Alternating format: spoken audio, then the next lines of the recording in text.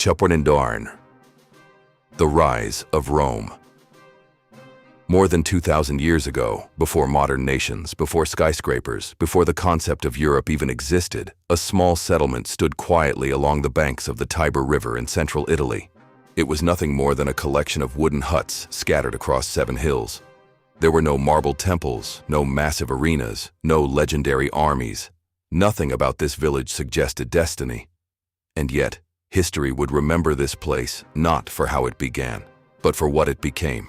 Because from this modest beginning, Rome would rise to dominate the known world.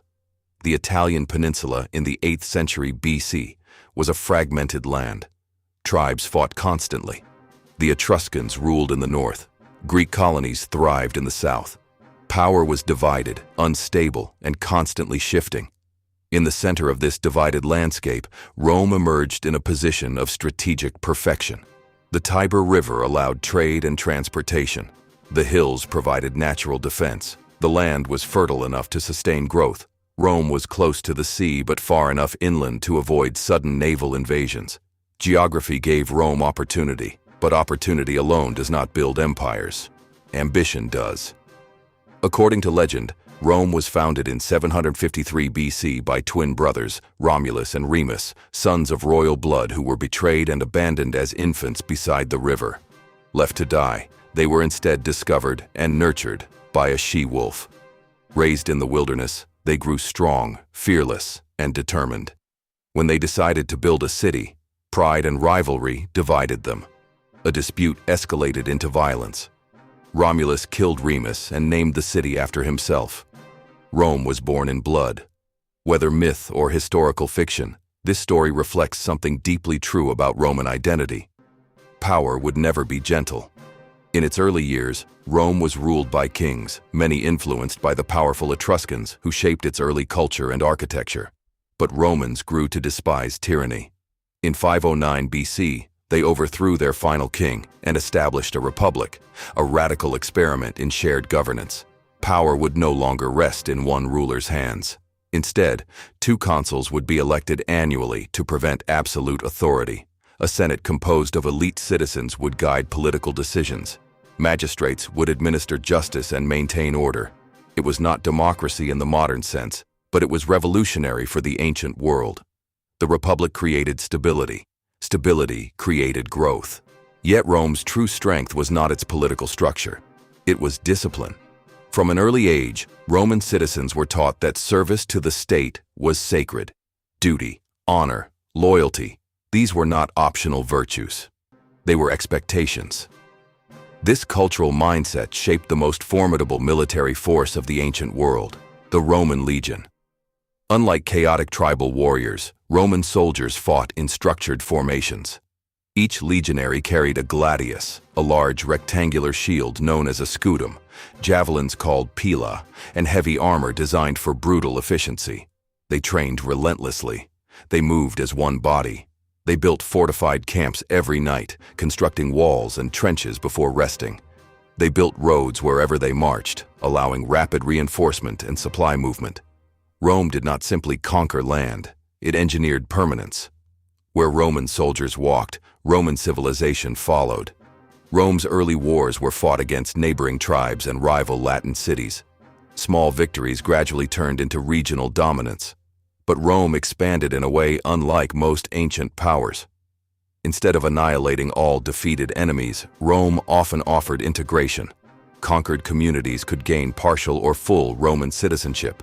They could retain local traditions while contributing soldiers to Rome's legions.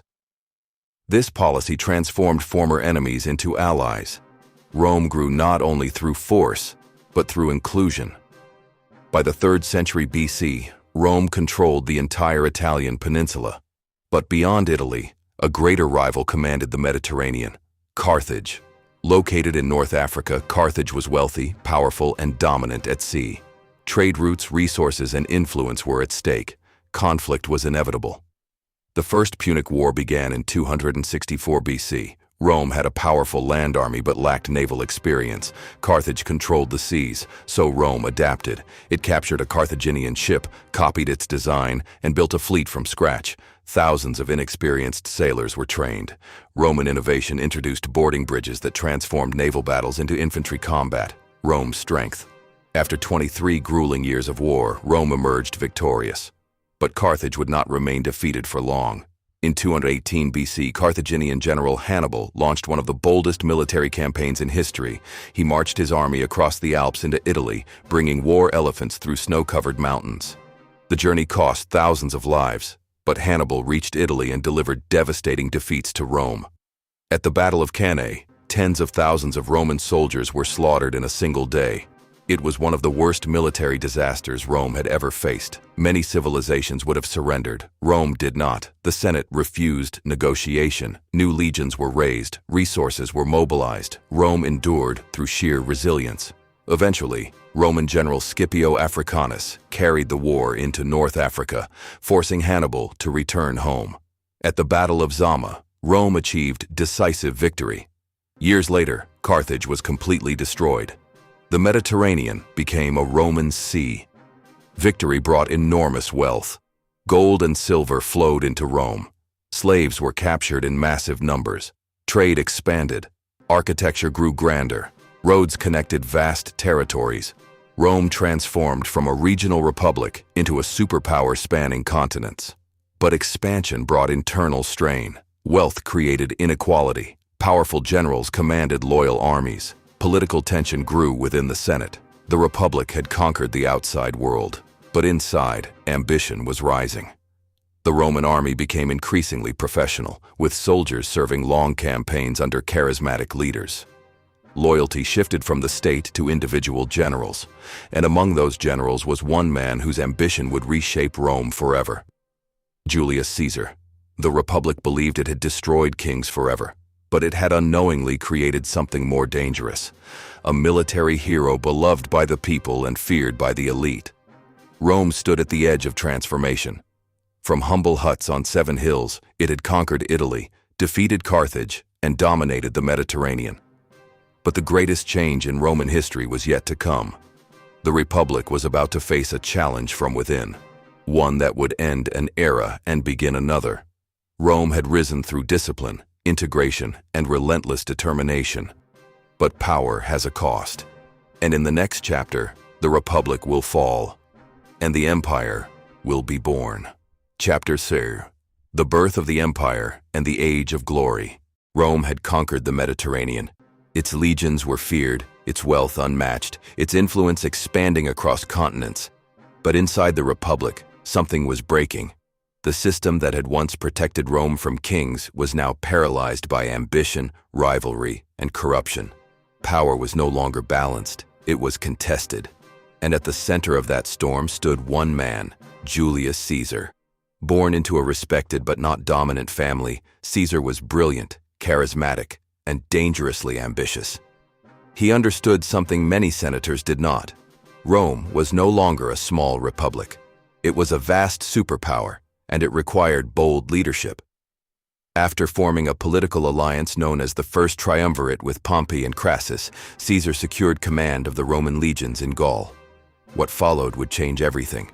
Over nearly a decade, Caesar conquered vast territories across modern-day France and beyond. He expanded Rome's borders to the Atlantic Ocean and the Rhine River. His military campaigns were ruthless, efficient, and wildly successful. He wrote about his victories in detailed commentaries, shaping his public image as Rome's greatest general. His soldiers adored him. They grew wealthy under his command. They trusted him, and most importantly, they were loyal to him. Back in Rome, the Senate grew nervous. Caesar's popularity threatened the traditional balance of power. When political tensions escalated, the Senate ordered Caesar to return to Rome and disband his army. But Caesar faced a choice: obedience and likely prosecution, or defiance and civil war. In 49 BC, he made his decision. He crossed the Rubicon River with his legion, an illegal act of rebellion. As he stepped into Italy, he reportedly declared, "The die is cast." Civil war erupted. Pompey fled. Rome trembled. Caesar's forces moved swiftly, defeating rivals across the Roman world. Within a few years, he emerged as the undisputed leader of Rome. The Republic had effectively fallen. Caesar declared himself dictator for life. He implemented sweeping reforms, restructuring debt, reorganizing provincial governance, expanding citizenship, and reforming the calendar into what would become the Julian calendar. He centralized authority in ways the Republic had long resisted. To many ordinary Romans, Caesar was a hero bringing stability after chaos. To many senators, he was a tyrant threatening centuries of tradition. On March 15, 44 BC, the Ides of March, a group of senators assassinated him inside the Senate chamber. They believed they were saving the Republic. Instead, they unleashed further chaos. Rome descended into another wave of civil wars.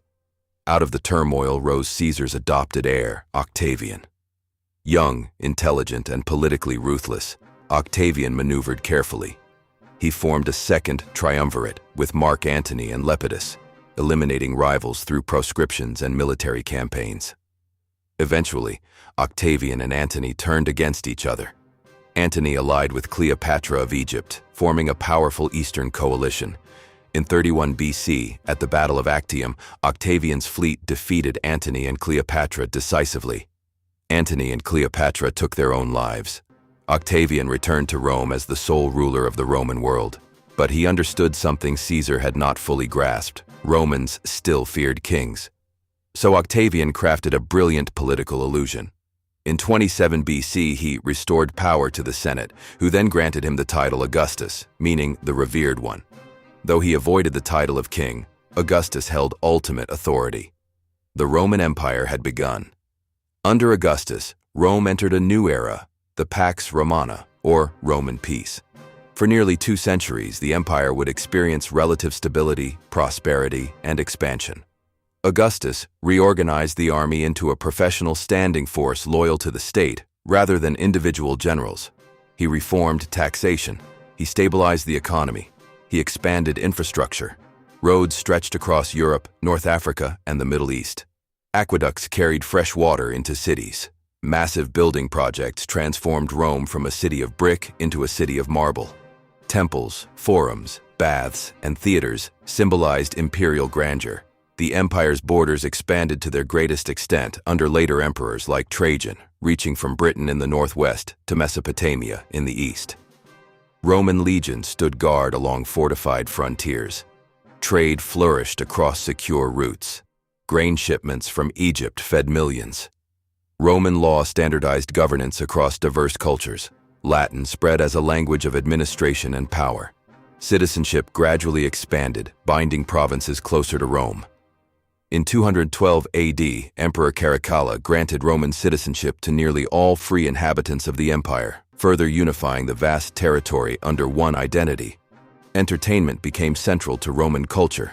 The Colosseum, completed in 80 AD, hosted gladiatorial contests, mock naval battles, and spectacles that reinforced imperial authority. Crowds roared as fighters clashed in arenas built of stone and engineering genius. Public baths became centers of social life. Roman engineering achievements, from concrete domes to intricate sewer systems, demonstrated unmatched innovation. At its height, the Roman Empire controlled nearly a quarter of the world's population. It was not merely a state. It was a civilization shaping law, architecture, military structure, and governance in ways that would echo for millennia, but beneath the glory, challenges quietly formed. Managing such vast territory required constant military presence. Political succession remained unstable. Emperors were not always chosen by merit, often by military support or inheritance. The system that Augustus built worked when strong rulers led it. But weak or corrupt leaders exposed vulnerabilities. Still, during its golden age, Rome appeared eternal. Its roads connected continents. Its legions enforced order. Its culture influenced generations. From humble origins to imperial dominance, Rome had transformed from republic to empire. It stood as the most powerful political entity the ancient world had ever known. Yet power carries a burden. And even the mightiest empire cannot escape time, internal strain, and external threat. In the next chapter, the cracks beneath Rome's marble surface will widen, and the empire that once ruled the world will begin its long descent into collapse. Chapter 3. The Fall of an Empire. At its height, the Roman Empire seemed eternal. Its borders stretched across 3 continents. Its legions guarded thousands of miles of frontier. Its cities thrived with trade, culture, and engineering marvels. Roads connected Britain to the Middle East. Grain from Egypt fed the capital. Laws shaped societies from Spain to Syria. Rome was not just powerful, it was dominant, but empires rarely fall in a single dramatic moment. They erode, slowly, quietly, and then all at once. The first signs of decline were not visible on battlefields. They appeared in politics. After the death of strong emperors like Marcus Aurelius in 180 AD, stability weakened. The succession system was fragile. Emperors were often chosen not for wisdom, but for military backing. Armies stationed at distant frontiers began declaring their own generals as emperor. Civil wars erupted repeatedly. Between 235 and 284 AD, Rome experienced what historians call the crisis of the 3rd century. Dozens of emperors rose and fell in rapid succession. Many were assassinated. Some ruled for mere months. Loyalty fractured, the economy suffered, currency was devalued, inflation spiraled, trade slowed. Meanwhile, maintaining the vast empire required enormous military spending. The frontiers were under increasing pressure. Germanic tribes probed along the Rhine and Danube rivers. In the east, the powerful Sassanid Persian Empire challenged Roman control. Rome was fighting on multiple fronts, external enemies and internal instability. To stabilize the situation, Emperor Diocletian rose to power in 284 AD. He introduced sweeping reforms. Recognizing that the empire was too vast for one man to govern effectively, he divided authority among 4 rulers in a system known as the Tetrarchy. The empire was split into eastern and western halves. This restructuring temporarily restored order. The army was reorganized. Administrative regions were refined. Tax systems were adjusted. For a moment, Rome regained stability, but division carried long-term consequences. The eastern half, wealthier and more urbanized, gradually grew stronger. The western half, less economically resilient, struggled. In 312 AD, another transformative figure emerged, Constantine. After winning a decisive civil war battle at the Milvian Bridge, Constantine became sole ruler. He made one of the most significant decisions in Roman history. He legalized Christianity. Over time, Christianity would reshape Roman identity, culture, and politics. Constantine also founded a new capital in the east, Constantinople. Strategically located and heavily fortified, it became the center of power for the Eastern Roman Empire. While the East flourished, the West weakened. In the 4th century, massive migrations began reshaping Europe. The Huns, fierce nomadic warriors from Central Asia, pushed Germanic tribes westward. Pressured and desperate, groups like the Visigoths sought refuge within Roman borders. Rome allowed some tribes to settle, but mismanagement and exploitation created resentment. In 378 AD, at the Battle of Adrianople, Roman forces suffered a devastating defeat against the Visigoths. It was a turning point. For the first time, a major barbarian force defeated a Roman army within imperial territory. The myth of Roman invincibility cracked. In 410 AD, the unthinkable happened. The Visigoth king Alaric led his forces into the city of Rome itself. For 3 days, the city was looted. Though the physical destruction was limited compared to later events, the psychological impact was enormous. Rome, the eternal city, had fallen to foreign invaders. Shockwaves echoed across the empire. Over the following decades, additional tribes carved out territories within the Western Empire. Vandals seized North Africa. The Swabian Visigoths established kingdoms in Spain and Gaul. Roman authority shrank year by year. The Western government struggled to respond effectively. Military resources were insufficient. Economic strain worsened. Loyalty among Roman generals became increasingly unreliable. In 451 AD, Roman forces under General Aetius managed to halt the advance of Attila the Hun at the Battle of the Catalaunian Plains. It was a temporary victory, but it could not reverse systemic decline. The Western Roman Empire had become a shadow of its former self. Finally, in 476 AD, a Germanic chieftain named Odoacer deposed the last Western Roman emperor, Romulus Augustulus. The imperial insignia were sent to Constantinople. The Western Roman Empire officially ceased to exist. But Rome did not disappear entirely. The Eastern Roman Empire, what historians later call the Byzantine Empire, continued for nearly another 1,000 years. Constantinople remained a powerful center of trade, culture, and governance. Roman law was codified under Emperor Justinian. Roman traditions endured. The fall of the Western Empire marked not the end of Rome, but a transformation.